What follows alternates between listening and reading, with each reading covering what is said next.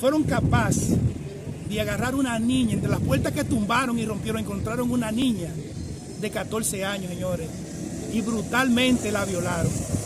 Nosotros hoy estamos sometiendo ante el Ministerio Público los familiares y los familiares, demandando a la unidad de migración, especialmente la gente que cometió el hecho, que no solamente consumó el hecho de violar a esa niña, sino que también, aparte de eso, después que la dejan ya desgarrada, triste, caramba, vuelven y la buscan y se la llevan para allá, para Venerito, y la amenazan de muerte, que si dicen algo la van a matar.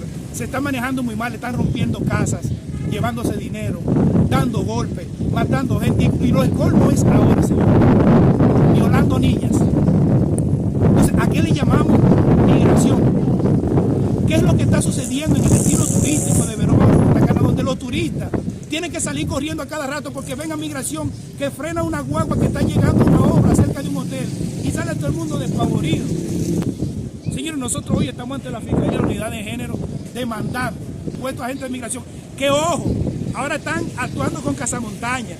Con cazamontañas se están tapando la cara para poder hacer todas las diabluras. Nosotros queremos justicia por esa niña que fue violada. Nosotros queremos justicia por esa niña que en estos momentos se siente mal, golpeada, emocionalmente devastada. Nosotros queremos justicia porque no queremos que suceda una vez más situaciones como esa. República Dominicana es el país que ha sido afectado económicamente mucho más, ha sido más solidario que todos los otros países del mundo. Por lo tanto, a la República Dominicana no se le puede pedir más. Y la República Dominicana no solamente va a continuar las deportaciones, sino que la va a incrementar la deportación.